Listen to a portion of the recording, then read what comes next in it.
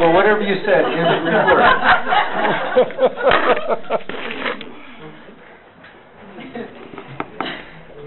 So you get up about 7 o'clock, your mother wakes you up, she lays out her clothes for you, you go in, you eat a bowl of Captain Crunch, you head off to Hebrew school, Aleph, Beth, Gimel, Daleth. Oh, you forgot the rest of the alphabet, so you got to stay after school. Lunchtime rolls around, you have your chicken nuggets, your Jell-O. 1 o'clock, you head off to a cabinet meeting where you're discussing the increasing the tariffs for Lebanese cedar. I think Pastor Heine is the one who increased tariffs. Around 6 o'clock, you have to go to the Jerusalem Law School where you are honoring the latest graduates. And then at night, you go home, finally get to watch a Disney movie and go to sleep, and your mom tucks you in at night. Okay. An 8-year-old ruling the country. Of course, if you look at the history of the kings in the Old Testament, it's really not all that unusual. When the father died, the next one became king. Josiah's grandfather was Manasseh. He was 12 years old when he became king, and he ruled for 55 years. Of course, the big difference between Manasseh and Josiah was not their age, but what they did. Manasseh did what was evil in the eyes of the Lord, and we find out what that means because Manasseh was influenced by his own time. When you read about his life, he was influenced by the worldview of the Canaanite people around him and so forth, which resulted in worshiping false gods in all kinds of sacrifices, including, we are told, the sacrifice of his own children in disgusting ways. Selfishness, arrogance, these would have been the way that Manasseh ruled. Josiah is 8 years old. He becomes king. What's in the mind of an 8-year-old? Well, there's actually a lot of room for us to put things in, and I think that's the idea. If you ask a teacher what is one of the really good grades to teach, I think third grade's probably a pretty good one. They know how to read. For the most part, they don't talk back too much, do they? No. They love telling their life story to their teacher, which you could take the whole day with that. So if you haven't prepared, you can just let them talk. But I think also a child's mind at this age, if it is filled with the truths of God's Word, the opportunity for God's Holy Spirit is there to take up residence in that child's mind and in his heart and give him a Christian worldview which will affect him the rest of his life. And so I think that our schools are extremely important in that respect. So if we read a little bit further about 8-year-old Josiah, we learn at the age of 16 he begins to seek the God of his father David. Now 16, he is in the midst of high school. He is probably, a sophomore, junior? And he came to some important conclusions that affected his reign and his ministry the rest of his life, or his ministry as king. And so this is my theme for this talk, all right? And I'm going to read it to you several times, but this is it. In fact, after I read this, you could leave and you'd have the whole thing. The high school years are not just the best years in human development for worldview instruction. They are virtually the only years in which this can be done successfully. Now, why is that? Because most students before high school are not ready to grasp the reasoned interpretation of information. Dorothy Sayers, the Paul Parrott stage, they're still learning information. You fill their heads with facts, you give them all kinds of things so that they can think about it later. Well, it's that junior high and high school age where they think about it. And I believe, and I agree, this is somewhat supposition on my part, but like I said, I'm not here to prove this, I'm just assuming my arguments. Most students before high school are not ready to grasp the reasoned interpretation of information, and students beyond high school years tend to become either skeptics or relativists. Maybe it's personal experience I'm speaking from. So when we're presented with new interpretation of the world around them, they are either skeptical of it or they simply are, well, you have your belief and I have mine. I maintain, therefore, that the high school years are the very best years for molding and shaping a person's worldview. Now, how many of you have a Lutheran high school?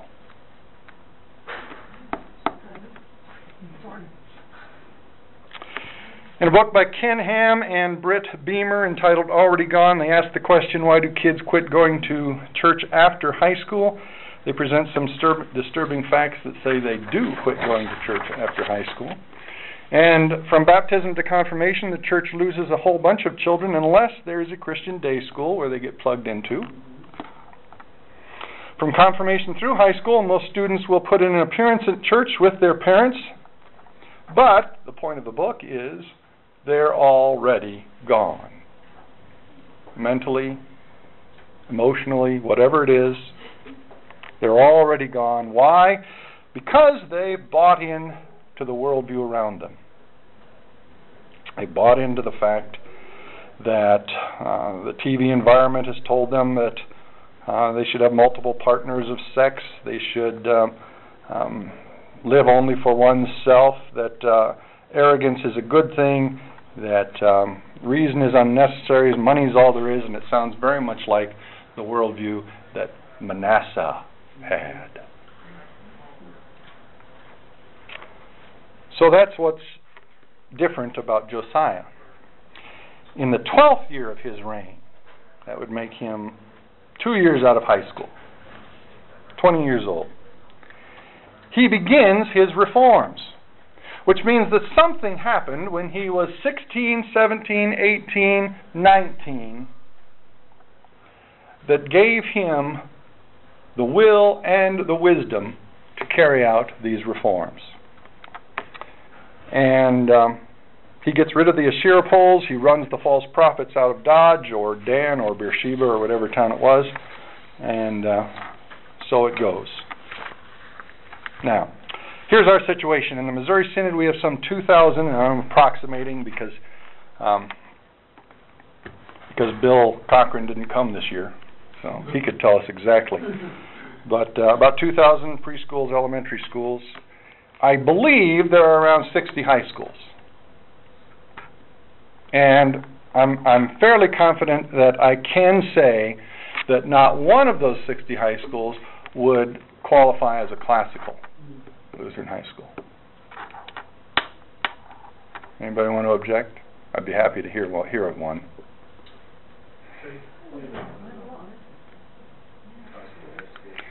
Do they have a high school?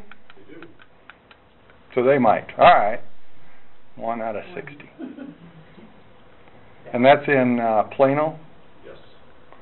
I don't know. Too hot down there. Now, when my kids were going through junior high and high school, we did send our son originally to a junior high school in this town, in fact, in Sheridan, Wyoming, and discovered that they put a great deal of emphasis on socialization and not much emphasis on academics at all. The whole goal was to make these kids, you know, be nice to each other, I guess, or socialize somehow. Well, I have to admit, my son Carl's a little backward. But it was basically the case of too little for the mind, which, by the way, is the name of a book, a Canadian author, and I can't remember her name, who wrote about this in the 50s. I think she was writing about the Canadian educational system and the fact that progressive education has just taken over there as well.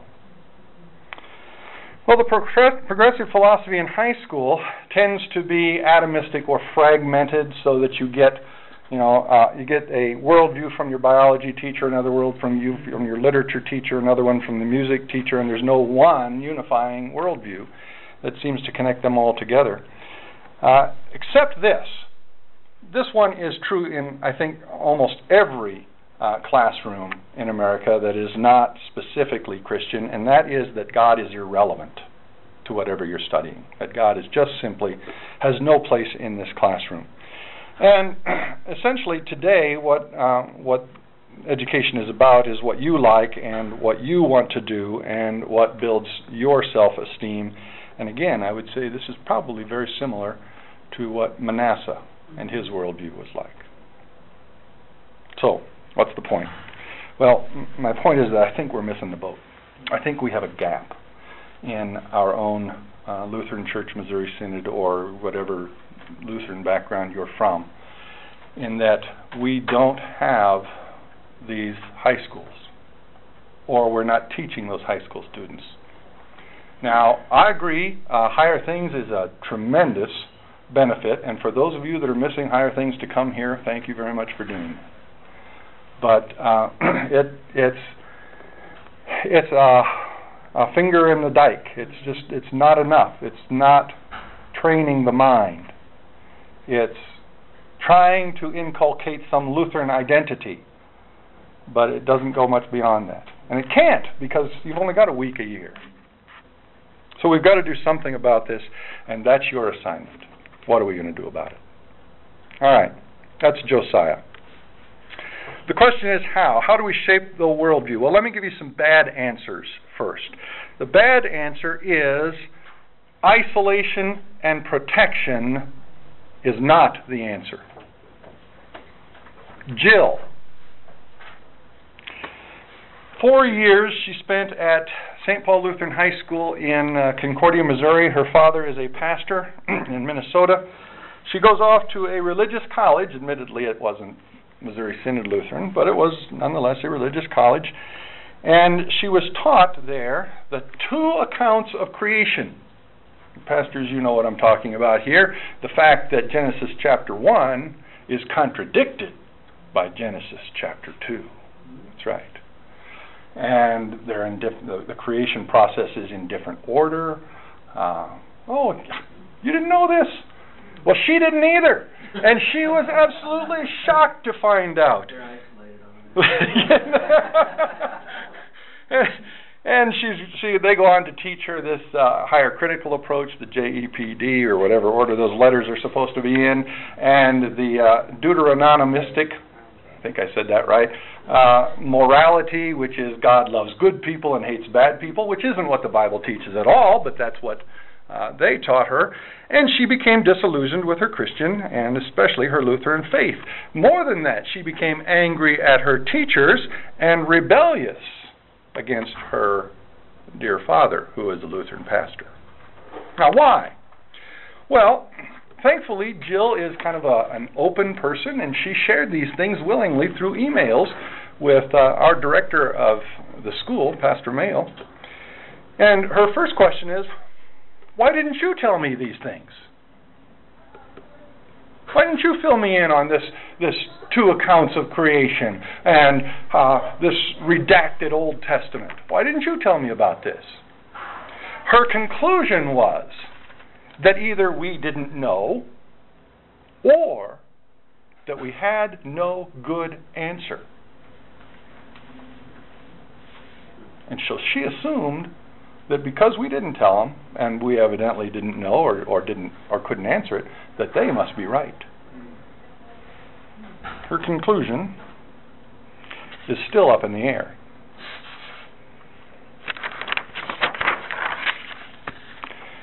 Teaching worldview necessarily involves teaching contrasts.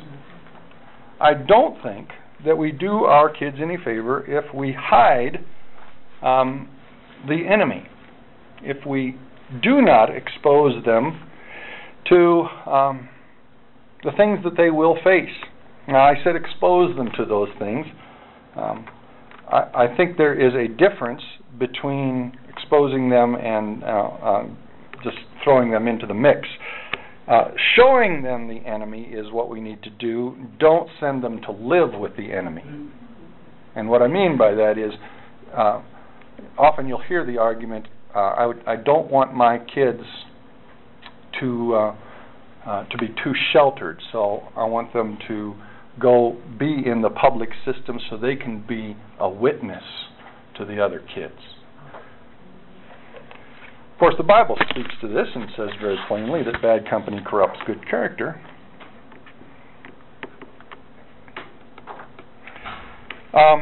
So the goal is exposure and teaching them defense, and to identify the problems with the other point of view and the logical arguments for the Christian worldview or the Christian perspective on those things. Now, this may sound a little odd to some of you at classical conference, but I believe at this level, which I think is the dialectical or logical level, it's more important to teach the arguments at this point than it is to teach facts. I was seeing if anybody was going to throw something. And here's the reason. Oh, okay, go ahead. You said that the junior high level is to teach this before the high school level, because high school level is the rhetorical part. Yeah, good luck with that. No, they're not. Okay. I'm teaching high school kids, and they can't even spell rhetoric. So.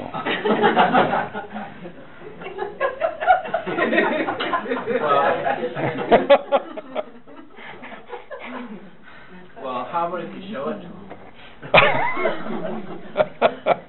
Yeah, it's your grammar guy's fault. You didn't teach him how to spell. So I think that they're going to forget, the intricacies of cellular biology or whatever it is.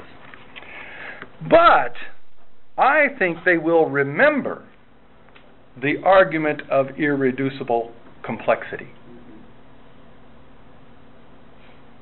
And it's that kind of argument that sticks into their brain. And here's the reason. Because that's what they're tuned into at that age. They're not so interested in the facts. By that time they think, I can look this up. I'm going to memorize this for the test and forget it. That's just the nature of people. But when you can engage their mind, when you can get something to say, that makes sense, then it sticks with them. And I'll give you another anecdote to prove my point when I get there. And I think this is how we can take back some of the ground that has been lost to the secularists, because this is what the secularists are doing. They are pursuing a strategy of ignoring Christians and protecting their students from religion. You see, they're doing the very thing which I think we have been guilty of, attempting to protect and isolate our students. But now they're doing that. And that actually plays into our hands very well if we stop doing it. If we begin to teach their perspective and say, this is what's wrong with their perspective. So they're loaded with the argument. They're prepared while the other group is not.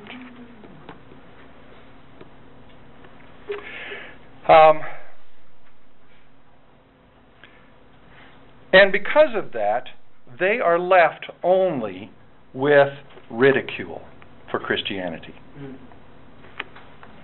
I'm on Wes.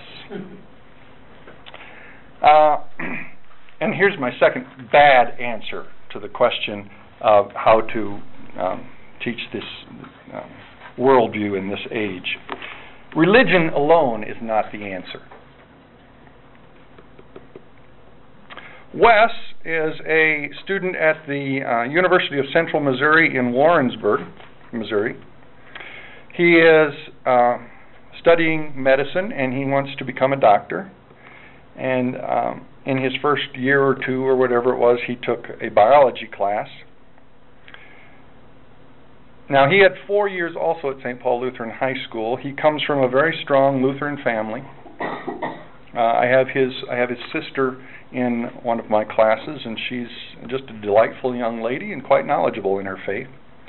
But when Wes got to school, this college professor was very overtly anti-creationist.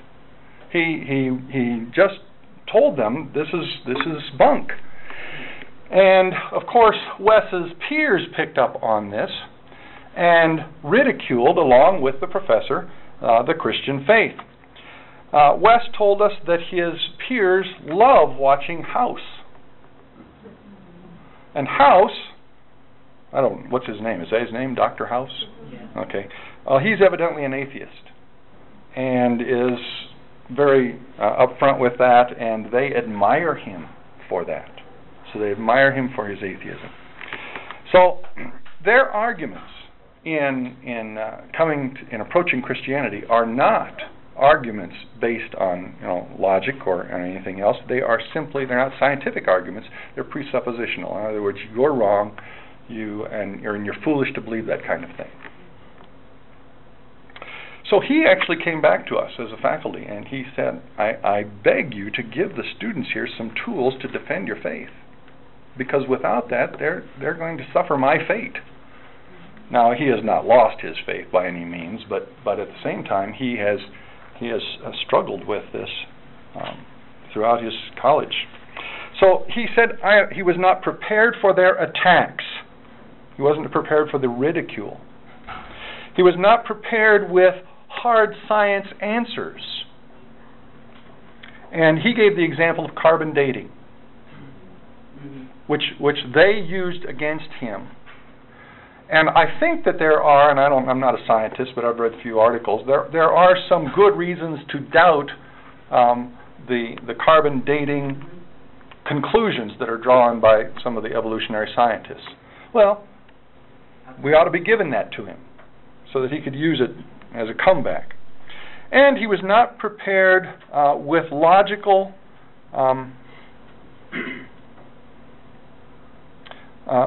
ways to just simply respond to them. He felt the attack, and of course, whenever you feel attacked, what do? You go right to something that you think defends your position, rather than taking the time, as we saw in your little thing last night, to ask the small step questions along the way until finally you're thinking about the real problem, rather than just position against position, which is what most conflict really is, isn't it? It's just, I got my position, you got yours, and ne'er the twain shall meet. So his was actually an eye-opener to us, and I think has helped us to see the importance of bringing some of this worldview training into our classrooms. Like I said, Wes was taught at St. Paul Lutheran High School, but he was taught only religion. It wasn't in his biology class and so forth. And as a result, the religious classes which he took had an emphasis strongly on morality rather than apologetics. And I won't mention any publishing houses by name, but the material that I have looked at from religious publishing houses tends to be very moralistic, even for high school students. For example, the material that was in my classroom when I got there it had chapters on conflict resolution, interpersonal relationships, sexuality, friends, getting a job, choosing a job, those kinds of things.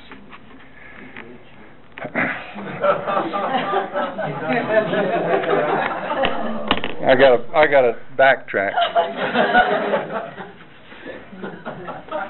With all due respect. All right, this is why I think this is a flawed approach. Religiously, this is flawed because it's moralistic. And moralism does this. Moralism assumes that the problem is ignorance, not sin. Yeah. High school students don't misbehave out of ignorance. They misbehave because they like to.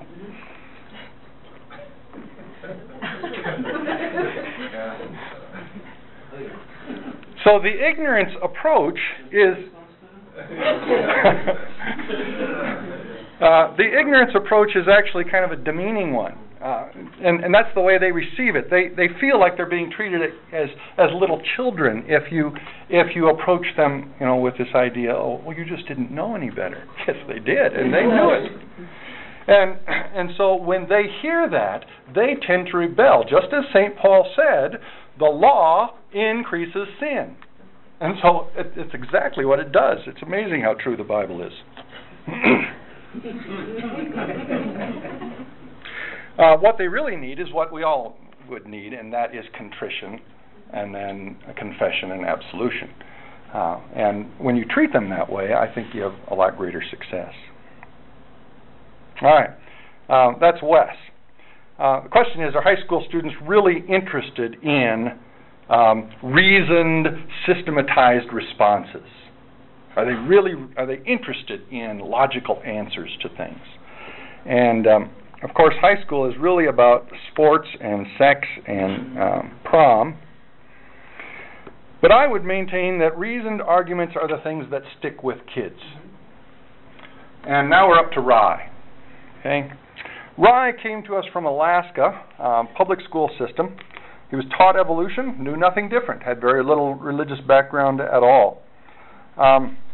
I presented to him a system for understanding evolution, and then three things that I saw as problems with them. I'll just outline them briefly. We talked in terms of cosmic evolution, which is the Big Bang, chemical evolution, which is life from non-life, and then biological evolution, which is the change from one kind to another. Just giving him that gave him a framework to think about evolution. And then we just simply asked some questions about it. As far as the Big Bang is concerned, have you ever seen order come from an explosion? Okay, so what does Rye do? Oh, that makes sense. You know, never seen that happen. When I blow up my fireworks on the 4th of July, all I get is a mess that I have to clean up. Chemical evolution, is it possible for life to come from non-living matter? And then we talked about that. And then biological evolution, have you ever seen one kind or one animal give birth to another kind of animal? And of course not. So then we asked the question, well, if you give it enough time, would that happen? And the answer is, well, time cannot make something that is impossible actually possible. Well, what I had given him was an organized system, a framework with which to think about it, and then some reasonable questions with which to question or debate that thing. And I'm pretty sure Rye was convinced, because the next year I had him in class, and I was going over the same material in another class because I didn't have a whole lot else to teach, so I thought I'd just go over the same stuff. And Rye, when I got to this point, he said, I know the answer, and he took over the lecture for me. And he did it. Now, Rye is not a smart kid. He's BC student. But he did a great job with this. What was it that stuck with him? It was the logic of the thing. It wasn't detailed information that I'd given him. It was a pretty simple outline, but it stuck with him because it gave him a framework for remembering that information and then being able to repeat it. So I was pleased with Rye, and I think I probably gave him an A just for the fun of it. Now, for most students, a reasoned argument... His name is Zechariah. Yeah. For most students, a reasoned argument is enough. And usually by 1 o'clock in the afternoon, after lunch, there is no argument that is enough. It's just nap time, and so that's the way life is in high school. But sometimes it's not. And Rye's presentation was really good, but neither he nor I nor the rest of the class was ready for Amy. Amy is a Chinese girl, excellent student, brilliant student. She actually listened to her Chinese teachers, and she understood what they were saying. I couldn't understand what she was saying. And she learned their prepared answers. So her response to Rye had to do with the third argument. And the third argument had to do with change in kinds from one kind to another. And of course that word kind is a little nebulous, isn't it? You can't really say, well, it's family or species or whatever it is. Well, of course, that was enough of leeway for Amy. And her response went something like this. I was trying to recall exactly what it was, but it was something like this. What the animals are now is not what they were or what they will be. All change in the animals, or rather all of them do change. Any classification that we use now, like dog or cat, is only temporary and necessarily fluid. And I'm serious, she probably talked like this. Change is not impossible, just imperceptible, she said. Of course, I didn't react very well. Had I been thinking, I probably would have tried to take these small steps that you guys were doing last night. But the challenge was of such a nature that it made me a little uncomfortable, and so I went straight to what I thought was the reasonable answer. And for me, the reasonable answer was, well, you have no transitional forms. Clinched it, right? No, it didn't satisfy me, it didn't satisfy her, it didn't satisfy the class, and I think that they probably all went away forgetting anything I had said and remembering only Amy's stuff. It sounded like I had simply dismissed her answer rather than actually answering it. So had I been thinking, I probably would have done that. I probably would have given a reasoned response and helped her to see along the steps that, well, if she holds this position, then logically there has to be something that would indicate there are forms between this and that, or whatever the case might be, and perhaps we would have gotten to a place where we could have both said, well, maybe this is questionable.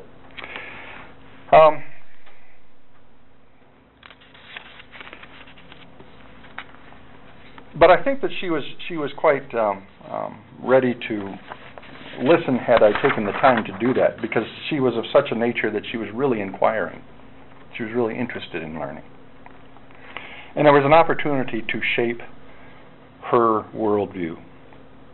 Which brings me back to my main point, and I'll read my theme again and see if it makes a little more sense. The high school years are not just the best years in human development for worldview instruction. They are virtually the only years in which this can be done successfully.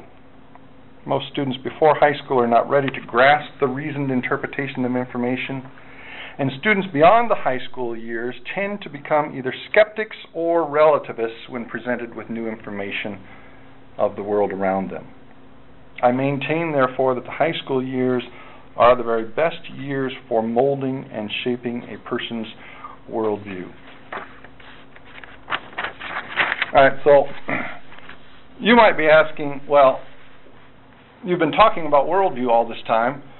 What do you mean by worldview? Well, I'm deliberately vague on this point because in my discussions with Dr. Heine, he and I tended to disagree, so I just preferred not to define the word, and then I wouldn't have to worry about the disagreement.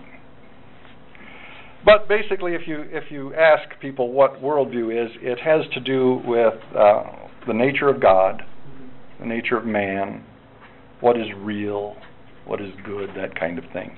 And those are big questions, and they're probably fun for some students to deal with, but most high school students are dealing more with worldview as we would approach it through apologetics.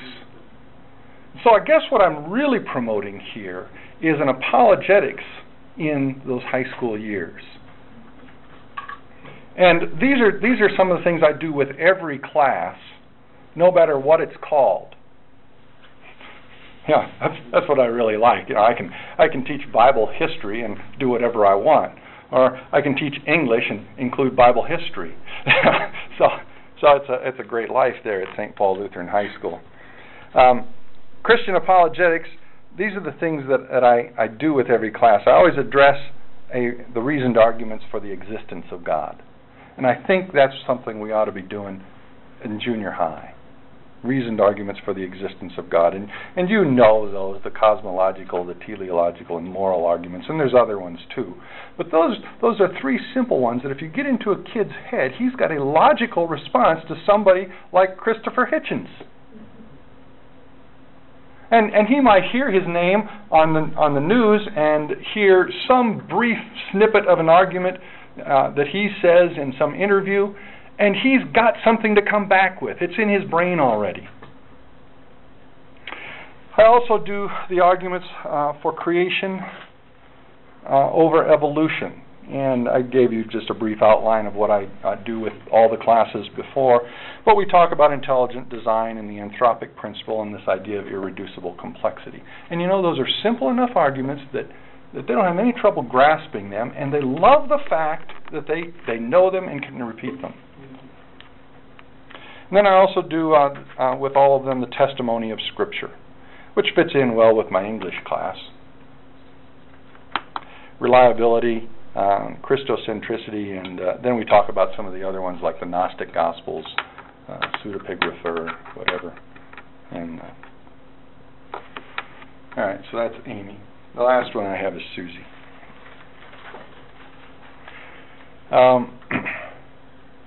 Susie's mine. That's my daughter. She attended St. Paul Lutheran High School in Concordia, Missouri. She graduated in '06, and I went there in '08. So, you know, she made a good impression. I don't know what impression I've made, but she made a good impression. And so she went through their school system, and she was the only one of my children who did not attend the Summit Ministries Worldview Academy. Who knows that? Yeah, it's in Manitou Springs, Colorado.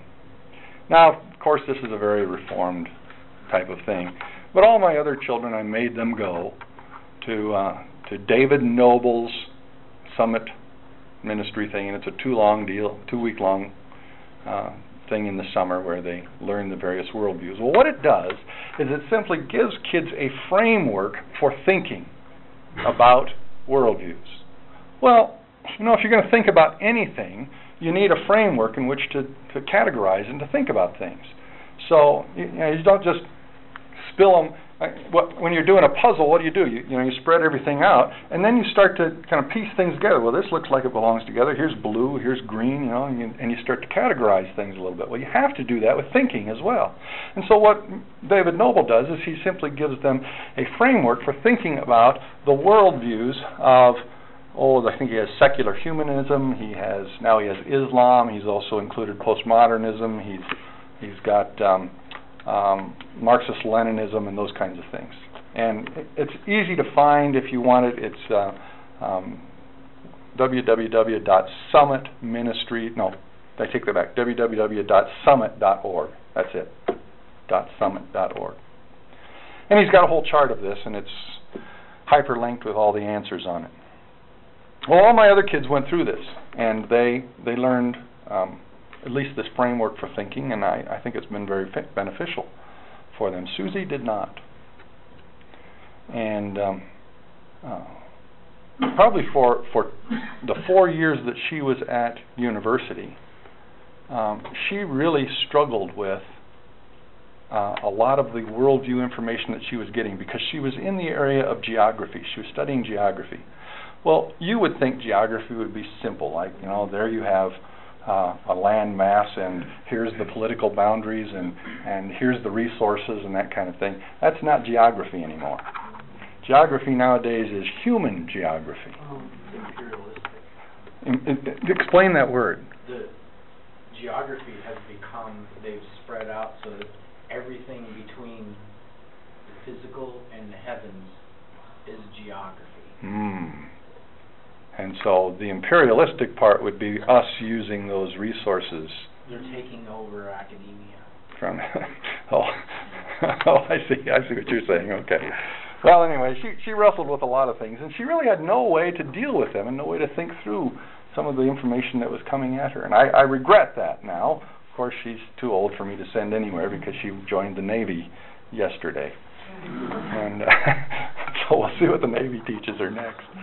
But that's the sad story that I end with, and that is the idea that poor Susie does not have that framework. Now, Dad tried to fill in the gaps once in a while, but it's only lately that she started listening.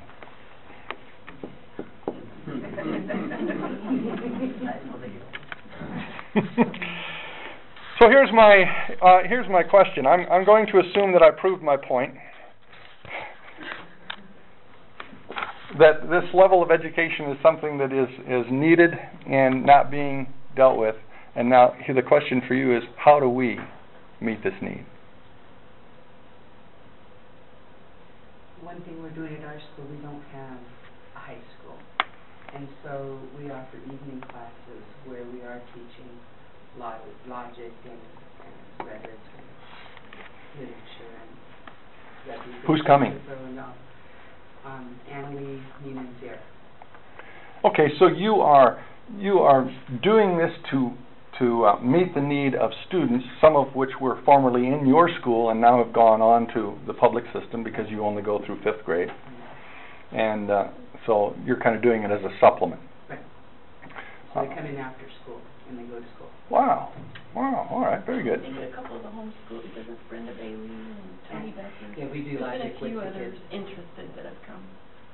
So, yeah, Brenda and I are both taking logic with the girls, and girls beat us most of the time. We're going, let me think about that. It's like, can't you see that? Yes, right here. I think one of the things is to think differently about how we think about Lutheran high school and those experiences. And I didn't, after grade school, we did not have Lutheran high school where we were, but, you know, it was tried many times and many congregations got together. And, you know, the view of the high school was it has to look like this, and it has to have prom, and it has to have this, and it has to have that. Well, no, it doesn't. No, it doesn't. And there's opportunity for, you know, kids to experience all kinds of, you know, other life experiences like sports or other things. That doesn't have to be something we provide. But this is something that's crucial to provide. So let's get out of the mindset that our school would have to have so many kids in each grade, and it has to look like this, and they'd have to come from 8 to 3, and they'd have to, you know, what can we do within our resources? And I will say, we have kids as young as 4 at our school, and when parents come to look for junior kindergarten, inevitably before they leave, they say, where do your kids go to high school? They already want to know what's our next step. Just like saying every outreach has to be a soup kitchen. Right, yes, exactly. Doesn't need to look like what we think it needs to look like. Yes. I think I'm not classically trained or anything like that. I'm a campus pastor at Boulder, University of Colorado, and I wish more people would think like this, because the one thing I don't agree with is I do think students can get a worldview after high school, but they can't get our worldview or the Christian worldview, because we take away their pastors, their teachers, and they go off, and really maybe the only thing they might have is a campus pastor, and that's if they happen to show up and come. I think one of the worst things we do is we confirm at 8th grade, and then we don't do anything for the high schoolers. Once they're out of 8th grade, usually we hand over the youth group to a parent or to something else. I wish we would teach confirmation and then refutation throughout high school. So we're good at best we're good at teaching our faith. But we don't teach how to refute all the other things. We don't teach how to refute an authority, if they even have an authority, all of that kind of stuff. We just kind of let them go. And they might be able to, our students have this all the time, they know their faith well, and they'll say that to somebody, and then someone will say, that's great for you. And they're not even going to attack their faith. They know how to defend their faith, but they don't know how to, you know, someone says, that's fine, but I can have mine too. They have no clue how to discuss that or talk or anything. And it's something we desperately need. We can try and do it at our campus chapel, and we do it with the students that are interested, but it's really easy for them to quickly just go away as soon as they hear something from someone else. And I know this is the way Pastor Zill approaches this as well. You know, he, as many people as he can get in, he deals with those issues that they're facing in the classroom every day. Most of our Bible studies are just questions they come with. We had one girl that was taking the Bible as literature at CU, so she would come and say, okay, I heard this stuff about the 2 Genesis accounts. Yep. So how do I defend that? Mm-hmm. But that's someone who actually wants to learn how to defend it and hold their faith strong enough to come and ask, and knows that a pastor is someone that they can come and ask. Most of the students just hear that and just go with it and think, oh, this is awful. Yeah. Well, and the advantage to doing this in high school is, one, that you get them before they hear that, and you have it in a controlled environment where you can say, here's the other point of view, and now here's how you can refute that. The second one is that you can hold them accountable for it. It's not just a class after school or a Bible class at church. You hold them accountable for learning the material because they're getting a grade for it. Yeah, Dr. Tallman. Yeah, already gone. Yeah. The shocking result that they got from that book, and 1,000 of the people, no, they interviewed 1,000 kids, right? And a good percentage of them were Lutheran.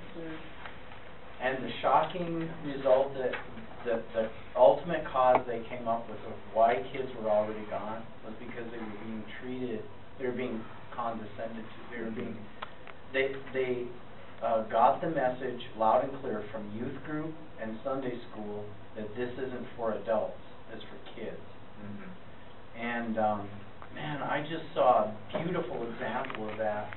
My mother-in-law is 80 years old, and so the people that put out, from Colorado, who put out group ministries publications, right? They have a lot of youth group materials and stuff. They've been around a long time, really big organizations. They're doing a really cool work. They're sending out work teams to go and help older people, and they solicit, do you need help painting your house, cleaning up around the yard and that sort of thing? We can help with repairs and stuff. So they're painting my mother-in-law's house and fixing her ramp, which was in disrepair.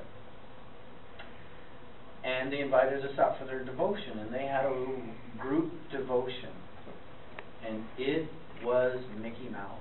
I'm sorry, is that still recording? Hello? Yeah. Pastor Kane, edit that out. It was unkind. But I was just sitting there thinking, oh my gosh, these are college-age kids, and they're talking about touchy-feely stuff, and it's so, and that's what I appreciate so much about Higher Things. When you treat those kids as adults, they're going to be with you, and you won't just get one pass at them before they walk out the door in college. I would assume that a lot of these kids are, when they get to college, they're going to give you one shot at engaging them, But if you take care of that from junior high to high school and treat them like adults the way you're suggesting here, but then you have to battle the parents who think, well, that's not what kids need. They want to have fun. Yes, right here. To say that's what kids crave, having been just through high school and college, I'm only out in the world 3 years from college, but that's, when I went to the Higher Things conferences from the beginning, the Laramie one, and then when I got to college, and it was what you're talking about, the watered down, the touchy-feely, the not so solid stuff, and this is even, sad to say, at Concordia Seward, but I know, but, and there was some good content. Sad to say, there was some good content, but this apologetics, I learned more apologetics in high school from my father than I learned in college.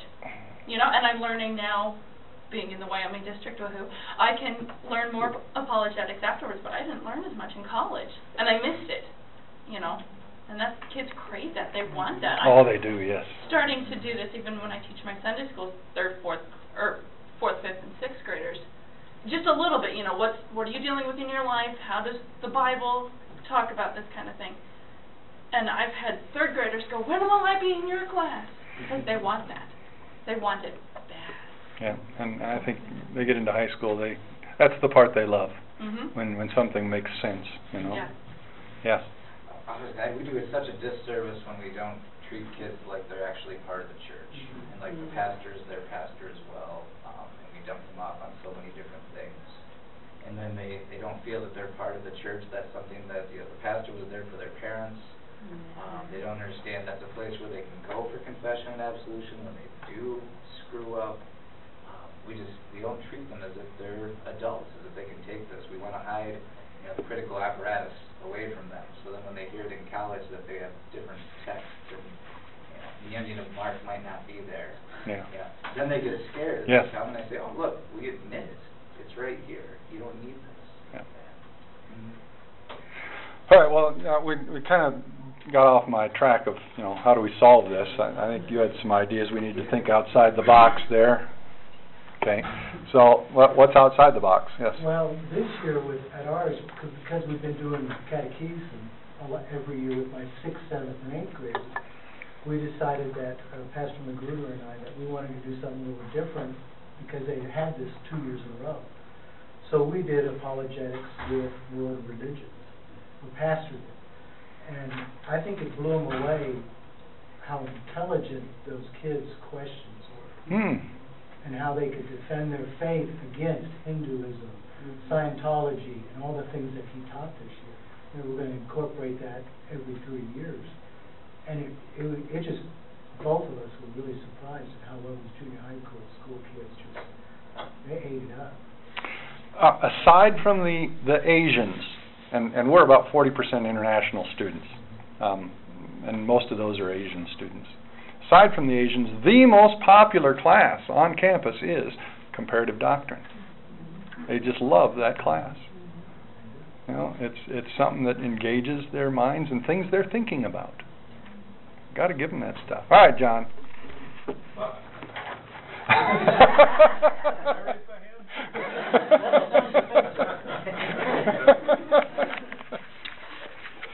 Something that I've been mulling on my mind here that I think dovetails to some extent on your discussion of worldview, and maybe just to expand the thought of your question.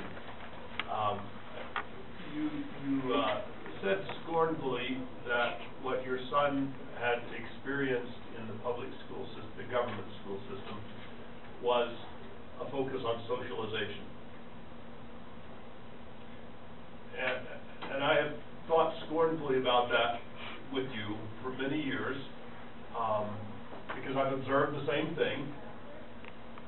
I've been thinking about this issue. Another word for socialization is enculturation, which includes the whole worldview discussion. I think we should stop thinking scornfully about the question of socialization.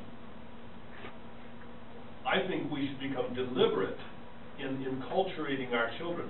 Look it up. Some dictionaries don't have it because apparently it's a fairly new term, or maybe it's obscure enough that it's not in some dictionaries. But I did Google it, and you can find the dictionary definition there. And it has to do with passing on the language, which I thought interesting, the rituals, the values of the previous generation. Those are deliberate things. Those are things that don't happen accidentally. And it reaches deeper than merely sort of rational arguments, which I agree with you. They need those thought arguments too. There's some deeper things going on there. The sort of thing that happens, if you go to my chapel moderated thing, I'm going to bring this up again. The sort of thing that happens in chapel when you are there every day and you're praying the same words every day and you're hearing God's word from different places. So I agree with you completely. We need to move that into the high school years, because those are critical years. And you've all observed the same sorts of things that I have as a pastor, that you catechize your kids and 4 years later they're gone.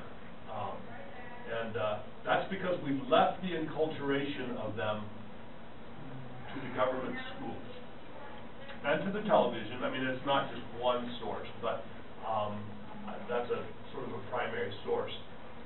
We have to urge our parents in the homes that they need to be deliberate about setting the culture of the home.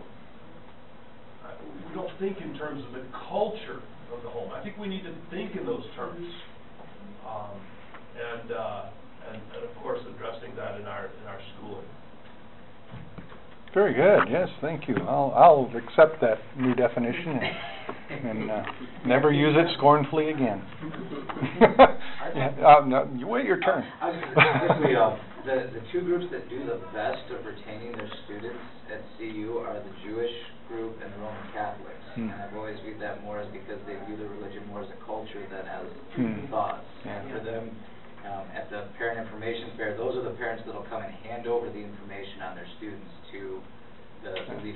of the groups where the Protestants won't. But the Catholics and the Jews who teach culture as part of their religion, almost to a fault, more so of the culture than the actual purpose of it, they do the best at keeping students there. So there's, a balance is needed, but. But the culture. Dr. Tallman? We have the means called the catechism, and the catechism is both dialectical and rhetorical. The couplets, the antitheses, this is most certainly the parallelism, parallel structure. And I think your presentation is a great example of the role of dialectic and rhetoric together in enculturating students. Look at that rhetorical outline there. It's not a linear outline. It's all anecdotal, and it was brilliant, and it will stick with us. All right, so let's take a vote. Which one did you like better? No, I'm just kidding. It's all right. Thank you. Well, we didn't answer the question of how we're going to solve this, but maybe the awareness of it and the need to do something. Whether it's a high school, a Lutheran high school, online type of thing, or something. We've got to do something to make it possible for our high school age kids. St. Paul Lutheran High School is not classical by any means. We love sports, and we do prom up big. And I usually just leave town, in prom time. So, but it's a traditional Lutheran high school, is what it is. But my job, and this is what I'm working at right now, I'm trying to get the teachers, the faculty, to understand, and that's another problem, is you always have turnover of faculty, as you guys know. But to understand that whether they're teaching literature or biology or chemistry or something, there's a Christian worldview connected here, and they've got to start thinking in those terms. So that's where I'm at, and thank you for your input. Hope it generates some discussion outside of this room. Thank you.